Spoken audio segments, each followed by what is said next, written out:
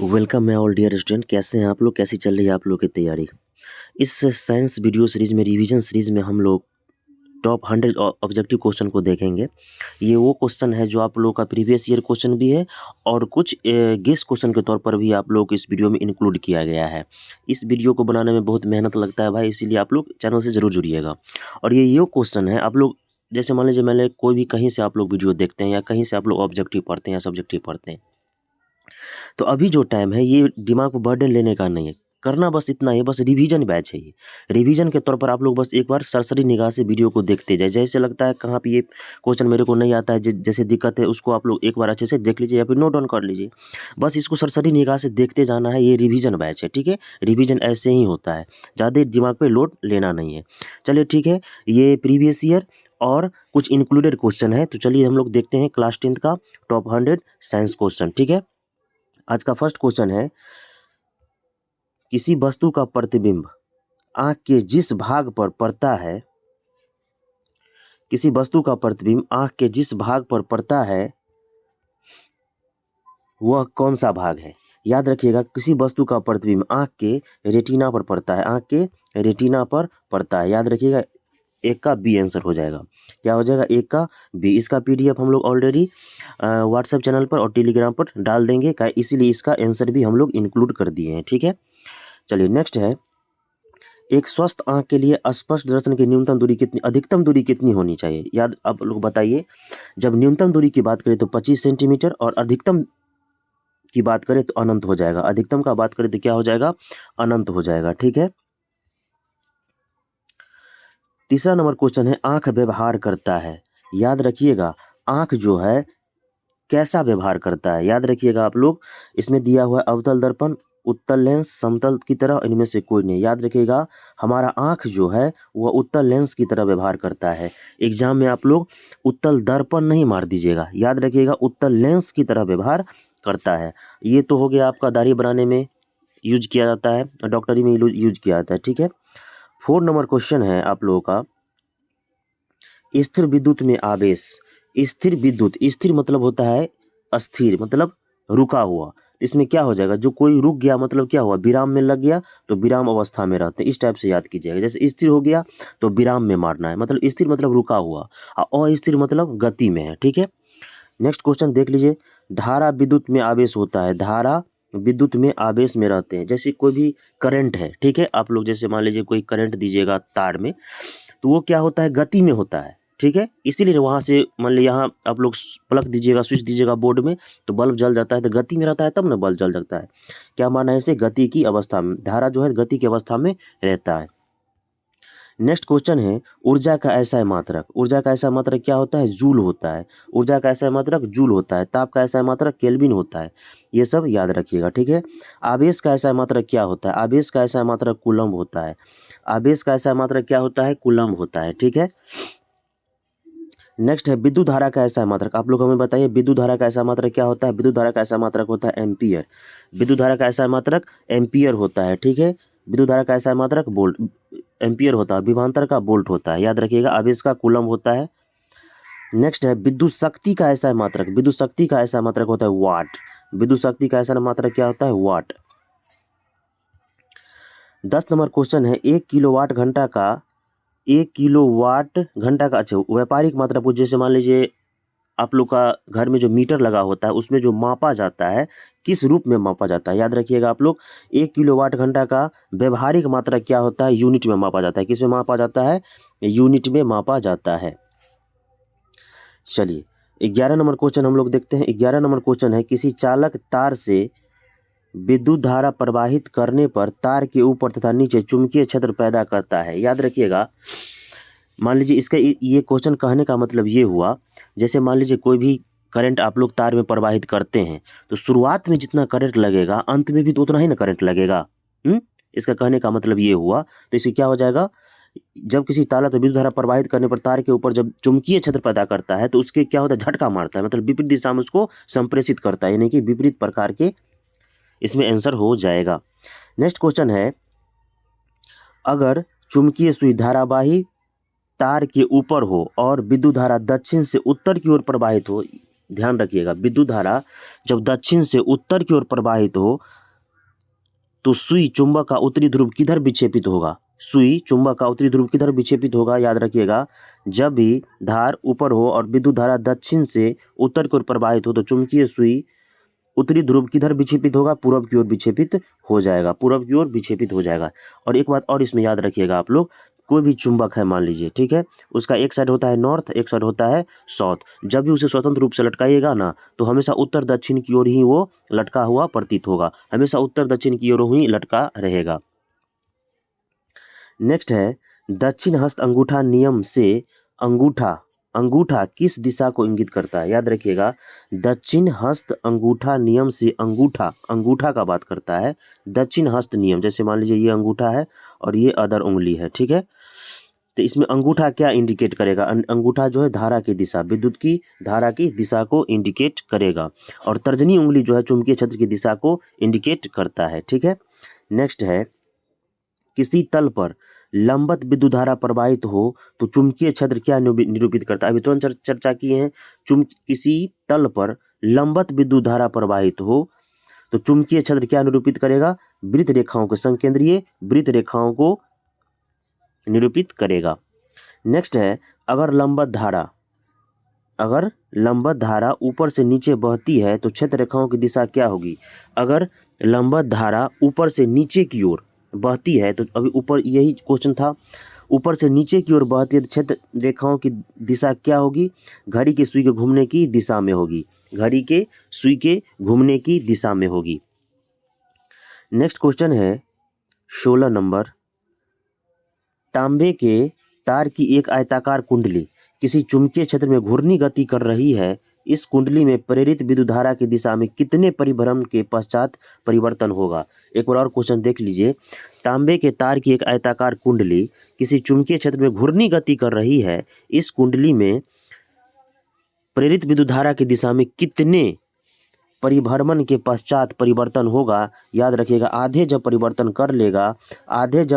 कर लेगा उसके बाद ये परिवर्तित होगा। नेक्स्ट क्वेश्चन है, विभक्त वलय का उपयोग किस उपकरण में किया जाता है? विभक्त वलय यानी कि बांटने वाला वलय का उपयोग जो है विद्युत मोटर में इसका उपयोग किया जाता है।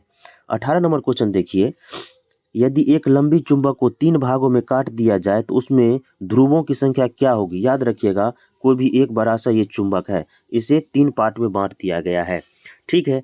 जब इसका नॉर्थ था, इसका साउथ था, अगर कितनों पार्ट में बांटिएगा ना तो एक ठो मान लीजिए पार्ट अलग हो गया तो इसका भी ये नॉर्थ होगा, ये साउथ हो जाएगा, ये नॉर्थ हो जाएगा, ये साउथ हो गया, ये नॉर्थ हो गया, ये साउथ हो गया। उसको ध्रुवों की संख्या कितनी होगी? 2 2 4 2 6, ध्रुवों की संख्या कितनी हो गई? 6। चुंबक को कितनों बार में काटिएगा ना, ध्रुवों की संख्या प्रत्येक में 2 होगा। चलिए, इनमें से कौन एक दूसरे से अलग है? याद रखिएगा, जूल जो है कार्य का ऐसा मात्रक जूल है, ठीक है।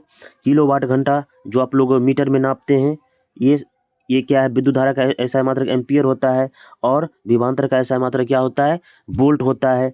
ये है जूल अर्ग जी, 1 HP बराबर कितना होता है? 10 की पावर 7। ये सब याद रखिएगा, 1 HP बराबर 10 की पावर 7 होता है ना, ठीक है। ये अर्ग है और ये वाट है, तो वाट इसमें से जो है सबसे अलग है, वाट जो है इसमें से अलग है। नेक्स्ट है, विद्युत ऊर्जा का व्यापारिक मात्रक क्या है? विद्युत ऊर्जा का व्यापारिक मात्रक ऊपर भी चर्चा किए हैं, जो आप लोग मीटर में नापते हैं, इसमें यूनिट में मापते हैं, कितना यूनिट बिजली खपत हुआ, ये मतलब व्यापारिक मात्रक भी हुआ, मतलब यूज के लिए जो विद्युत मापा जाता है उसको किस में मापा जाता है? तो उसको क्या मापा जाता है? यूनिट में मापा जाता है। किस में मापा जाता है? यूनिट में मापा जाता है। कौन सा स्वच्छ ऊर्जा स्रोत है? स्वच्छ ऊर्जा स्रोत है जिसमें हमें वातावरण में प्रदूषित नहीं करता है, तो इसमें स्वच्छ क्या है? कोयला जलाइएगा वातावरण प्रदूषण होगा, लकड़ी जलाइएगा प्रदूषित होगा, नेचुरल गैस प्राकृतिक गैस है, इससे प्रदूषित नहीं होता। और हमें आप लोग कमेंट में बताइएगा प्राकृतिक गैस किसका घटक है, ठीक है, बताइएगा। जल विद्युत संयंत्र किस ऊर्जा को विद्युत ऊर्जा में रूपांतरित करता है?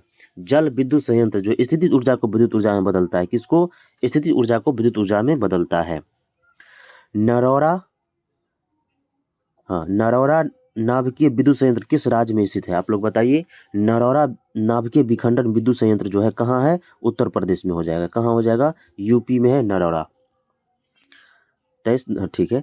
सौर कुकर के लिए कौन सा दर्पण का उपयोग किया जाता है? सौर कुकर के लिए अवतल दर्पण का उपयोग किया जाता है। दाढ़ी बनाने के लिए भी इसी का उपयोग होता है। डॉक्टरी क्षेत्र में इसी का उपयोग होता है। नेक्स्ट है, सौर ऊर्जा का मान सभी प्रायोगिक प्रयोजनों के लिए स्थिर माना जाता है, जिसे क्या कहा जाता है? आप लोग हमें बताइए। सौर ऊर्जा का मान सभी प्रायोगिक प्रयोजनों के लिए स्थिर माना जाता है, उसे क्या कहा जाता है? उसे क्या कहा जाता है? सौर स्थिरांक कहा जाता है। क्या कहा जाता है? सौर स्थिरांक कहा जाता है।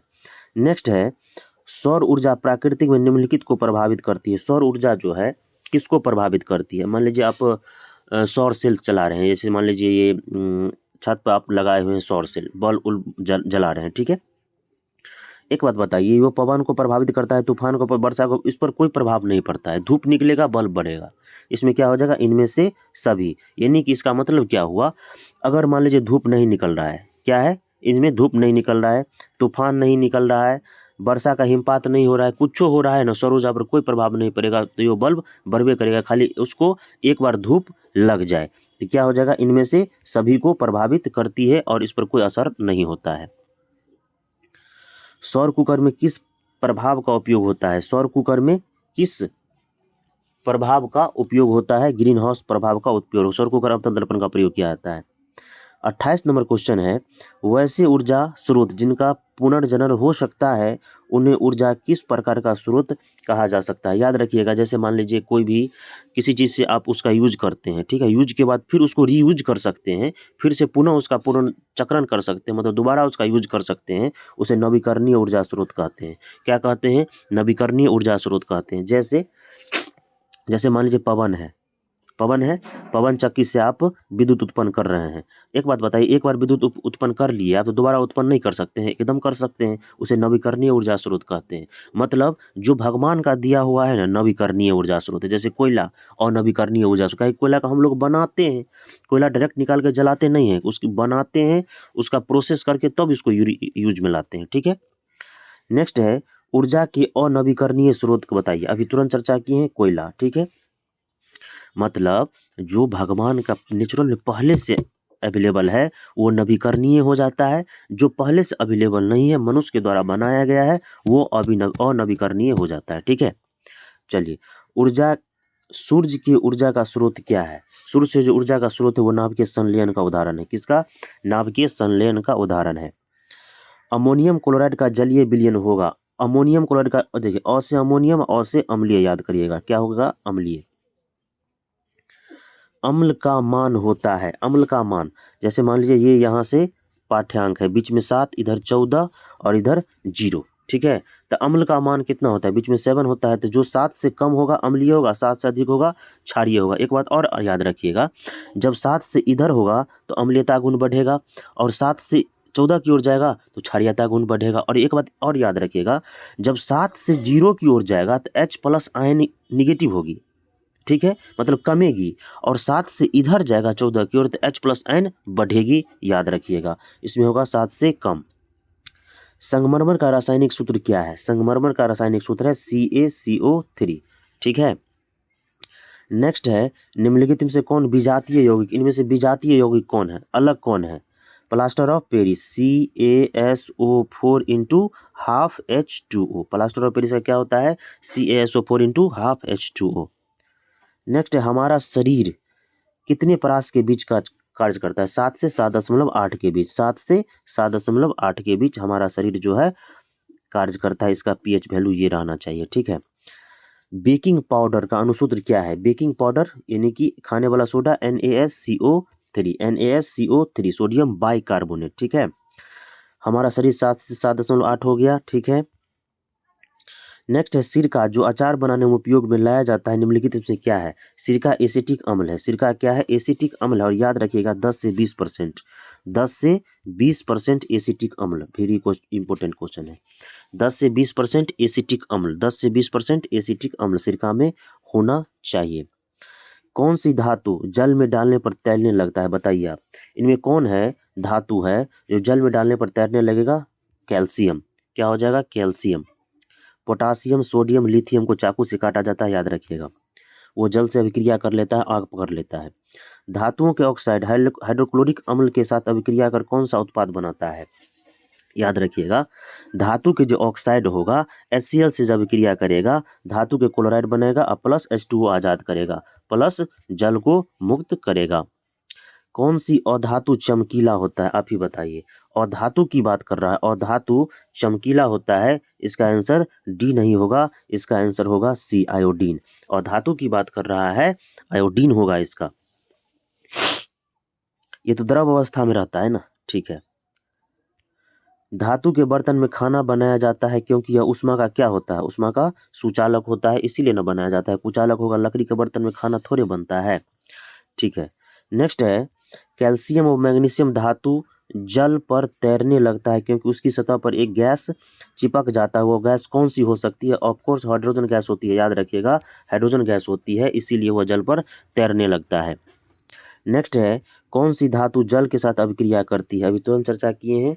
कौन सी धातु, पोटासियम, सोडियम, लिथियम, याद रखिएगा, इसमें पोटासियम हो जाएगा, ठीक है। क्या है, इनमें से कौन सी धातु द्रव अवस्था में पाई जाती है, ऑफकोर्स पारा हो जाएगा इसका आंसर। धातु है तो पारा हो जाएगा आंसर, यानी कि पारा नहीं तो मरकरी है, ठीक है, उसी को बोलते हैं Hg। नेक्स्ट है, सिल्वर और गोल्ड धातु का परिष्करण किस विधि द्वारा किया जाता है। सिल्वर और गोल्ड धातु का परिष्करण जो है विद्युत अपघटन के द्वारा किया जाता है। सिल्वर और गोल्ड जो है प्रकृति में मुक्त अवस्था में पाया जाता है, याद रखिएगा।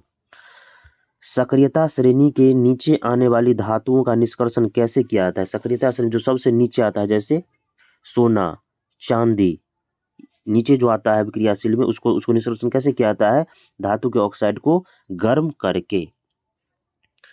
सक्रियता श्रेणी के मध्य में स्थित धातुओं का निष्कर्षण किया जाता है। सक्रियता श्रेणी के मध्य में स्थित, बीच में कौन सा होता है, बीच में होता है आपका लोहा, Fe हो जाता है बीच में, ठीक है। तो बीच में जो होता है उसका निष्कर्षण कैसे किया जाता है, धातु को ऑक्साइड में बदलकर कार्बन द्वारा अपचयन करके।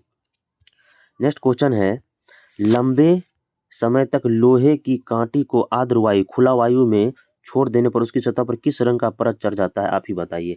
एक भूरे रंग का परत चढ़ा जाता है, फेस्फोफेरिस ऑक्साइड जिसे कहा जाता है, जिसे जंग कहते हैं, इसीलिए उस पर जस्ते का परत चढ़ाते हैं भूरे रंग का। अगर लोहे में 0.05% कार्बन मिला दिया जाए तो क्या हो जाएगा, प्रबल एवं कठोर हो जाएगा। याद रखिएगा, जब भी लोहा में कार्बन मिलाइएगा ना तो कठोर हो जाता है, यानी कि कौ से कार्बन, कौ से कठोर, याद रखिएगा। सिरका का खट्टा स्वाद किस अम्ल के कारण होता है, एसिटिक अम्ल के कारण सिरका खट्टा होता है। एल्काइन का अगर बात करें तो याद रखिएगा CnH2n-2। एल्कीन का बात करें तो CnH2n। एल्केन का बात करें CnH2n+2। मेथेनोइक अम्ल का सामान्य नाम क्या है, ब्यूटेरिक अम्ल। मेथेनोइक अम्ल का सामान्य नाम है ब्यूटेरिक अम्ल। मेथेनोइक अम्ल हो गया। उसके बाद 54 में चलिए, पेंसिल बनाने में कार्बन के किस अपरूप का उपयोग होता है, ग्रेफाइट का उपयोग होता है। याद रखिए, ये विद्युत का सुचालक होता है। बस अच्छे से कंसिस्टेंसी का साथ देखिएगा, ये एग्जाम में छपने वाले प्रश्न होते हैं। बस आराम से इस समय आप लोगों को पढ़ने की आवश्यकता है, बस रिवीजन के दृष्टिकोण से आप लोग तैयारी कीजिए। बेंजीन का अनुसूत्र क्या होता है, C6H6। नेक्स्ट है, कौन एक लिंगी पादप है, एक लिंगी पादप है सरसों। कौन है, सरसों, ठीक है। नेक्स्ट है, पुष्प में निषेचन कहाँ होता है, पुष्प में निषेचन कहाँ होता है, भ्रूणकोश के भीतर, भ्रूणकोश के भीतर। नेक्स्ट है, स्वपरागकण किन पौधे में होता है, मतलब खुद से स्वपरागकण कौन होता है, उभयलिंगी पौधा में होता है। किन में, उभयलिंगी पौधा में, जैसे सरसों। परागकोश में होते हैं, परागकोश में क्या होते हैं, परागकण होते हैं, परागकोश में परागकण होते हैं। संसार में मानव की कितनी प्रजातियां पाई जाती है, आप ही बताइए। संसार में मानव की कितनी प्रजातियां पाई जाती है, क्या प्रकार के मानव पाए जाते हैं, एक प्रकार के मानव पाए जाते हैं, जानवर थोड़े है। चलिए नेक्स्ट है, मानव होमोसेपियंस का, मानिए कि मानव का वैज्ञानिक नाम होमोसेपियंस का उद्भव कहाँ से हुआ, आप ही बताइए। अफ्रीका से माना जाता है, अफ्रीका के मध्य से। जीवों के जटिल अंगों की उत्पत्ति कैसे हुई, जीवों के जटिल अंगों की उत्पत्ति क्रमिक विकास के साथ, यानी कि समय के साथ बदलाव के साथ, ठीक है। नेक्स्ट है, नर्मदा घाटी में कौन सा जीवाश्म पाया जाता है, नर्मदा घाटी में ट्राइबोलाइट। कौन सी धातु जीवाश्म पाया जाता है, ट्राइबोलाइट। मनुष्य के अग्रपाद एवं चमगादड़ के पंख किस प्रकार के अंग है? समजात अंग के उदाहरण है। याद रखिएगा, समजात और समरूप में अंतर समझिए आप लोग। समजात क्या होता है? समजात क्या होता है? कार्य में एक समान होता है लेकिन दिखने में भिन्न होता है। जैसे मनुष्य के हाथ और चमगादड़ के पंख, तो मनुष्य के हाथ काम करने के लिए और चमगादड़ के पंख उड़ने के लिए, दोनों अलग है तो समजात होगा। और जैसे मनुष्य चमगादड़ के पंख और तितली के पंख दिखने में दोनों का पंख है, दोनों उड़ने में यूज होता है, लेकिन दृष्टिकोण से दोनों का अलग होता है। ठीक है, इसलिए ये दोनों क्या हो जाएगा? समरूप हो जाएगा। लेकिन ये मनुष्य और चमगादड़ अलग अलग है, इसलिए समजात हो जाएगा। नेक्स्ट है असमजात अंग के उदाहरण बताइए। असमजात अंग के उदाहरण बताइए। अभी तुरंत। असमजात मतलब समरूप, यानी कि पक्षी एवं मधुमक्खी दोनों का पंख है और उड़ रहा है, मतलब समरूप है। समरूप यानी कि असमजात। और देख लिए घोड़ा एवं मेढक दोनों अलग अलग है। चमगादड़ एवं पक्षी अग्रपाद का बात कर रहा है, दोनों अलग अलग है। फ्लीपर और मनुष्य के अग्रपाद अलग अलग है, इसीलिए क्या हो जाएगा? पक्षी एवं मधुमक्खी दोनों का पंख है उड़ने के लिए, लेकिन आचरण के दृष्टिकोण से अलग होता है। असमजात या समरूप कहते हैं। पक्षी और चमगादड़ के अभी तुरंत बताए हैं। पक्षी और चमगादड़ क्या हो जाएगा? समजात। चलिए नेक्स्ट है आर्कियोपेटेरिक्स किसकी संयोजन करी है? आर्कियोपेटेरिक्स जो है रेप्टाइल और एबीज की करी है। नेक्स्ट है, ये रेप्टाइल और एबीज तो हो गया। चूहे के पूंछ पर 21 पीढ़ियों तक किस वैज्ञानिक ने काम किया था? लैमार्क और ट्रेविनेरस। लैमार्क इसका आंसर हो जाएगा। 3.5 अरब वर्ष पहले पृथ्वी की सतह पर कौन से रसायन थे? आप ही बताइए। NH3 अमोनिया थे। कौन थे? अमोनिया। सर्वप्रथम ऑक्सीजन की उत्पत्ति किस जीव के कारण हुई? आप ही बताइए। नील हरित शैवाल। क्या हो जाएगा आंसर? नील हरित शैवाल, लाइकेन, फफूंदी जो होता है, सॉरी हाँ फफूंदी। क्या हो जाएगा? फफूंदी। फफूंदी। नेक्स्ट है, इनमें से उत्पादक की श्रेणी कौन होता है? उत्पादक नील हरित शैवाल उत्पादन के दृष्टिकोण से आ जाता है। नेक्स्ट क्वेश्चन है, हरे पौधे क्या कहलाते हैं? हरे पौधे क्या कहलाते हैं? वे प्रकाश संश्लेषण से भोजन का उत्पादन करते हैं। ठीक है। प्राथमिक उपभोक्ता प्रत्यक्ष रूप से उन पर निर्भर करती है। ठीक है। द्वितीय एवं तृतीय उपभोक्ता उन पर परोक्ष रूप से कहीं न कहीं एक बात बतलाइए आप, अगर मान लीजिए इनमें सभी हो जाएगा, प्रकाश संश्लेषण करता है तो इसलिए गाय खाता है, और ये द्वितीय उपभोक्ता जैसे शेर हो गया तो शेर गाय को खा जाएगा। क्या ये जो शेर है सिर्फ मांस खा के जीवित रह सकता है, पानी नहीं पिएगा? प्राथमिक उपभोक्ता पर डिपेंड करेगा कि नहीं करेगा? अगर मान लीजिए ये अगर गाय को या फिर हिरन को अगर शेर नहीं खाता, घास नहीं खाता ये गाय हिरन, तो क्या इसको ये खा लेता? गाय ये नहीं होता तो ये कहाँ से हो पाता? इसीलिए परोक्ष रूप से कहीं ना कहीं उस पर निर्भर है। ठीक है। मृतजीवी अपमार्जक किसका भक्षण करते हैं? अपमार्जक किसका भक्षण करते हैं? अपघटन, मृत सड़े गले चीजों का। अपमार्जन के फलस्वरूप क्या होता है? क्या होता है? जटिल कार्बनिक पदार्थ का शरीर कार्बनिक पदार्थ में परिवर्तन हो जाता है। उत्पन्न अकार्बनिक पदार्थ का, हाँ ठीक है, मृदा में चले जाते हैं। मृदा होगा यहाँ पे। मृदा में उपस्थित अकार्बनिक पदार्थों का पौधा द्वारा उपयोग होता है। इनमें से सभी हो जाएगा। सूर्य की पराबैंगनी किरणों मनुष्य में कौन सा बीमारी उत्पन्न कर सकता है? याद रखिएगा, त्वचा का कैंसर, जो CFC जो होता है वो बहुत हानिकारक है। ठीक है। नेक्स्ट है, सूर्य की पराबैंगनी किरणों मनुष्य में कौन सा बीमारी उत्पन्न हो सकता है? हो गया। वायुमंडल में ऑक्सीजन के अणुओं से ओजोन कैसे निकलता है? वायुमंडल में ऑक्सीजन के अणुओं से ओजोन कैसे निकलता है?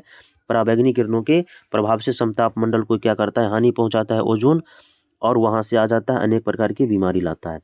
1980 में वायुमंडल में ओजोन की मात्रा में भारी गिरावट आने लगी थी। क्यों?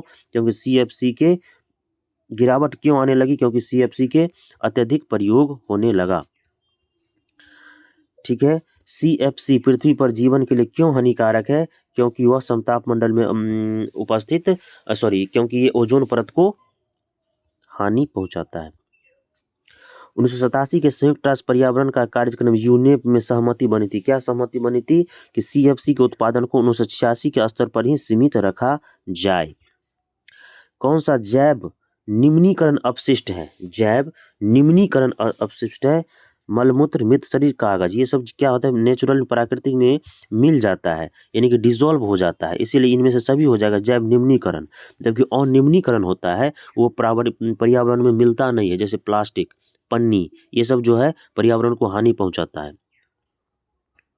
नेक्स्ट है वातावरण में डाले गए दूषित पदार्थ क्या कहलाते हैं? प्रदूषण कहलाते हैं। क्या कहलाते हैं? प्रदूषण कहलाते हैं।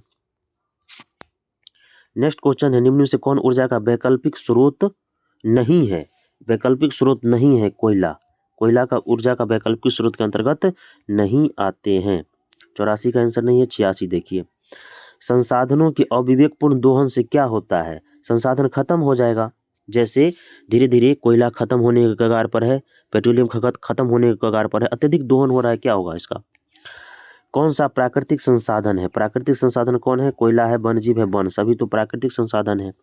हम संसाधन का प्रबंधन करते हैं क्योंकि लंबे समय तक उपयोग में लाया जा सके। सीमित संसाधन का उपयोग करें, बढ़ती जनसंख्या संसाधन का उपलब्ध कराया जा सके, इसीलिए हम लोग सीमित इसका उपयोग करें। इनमें से सभी हो जाएगा।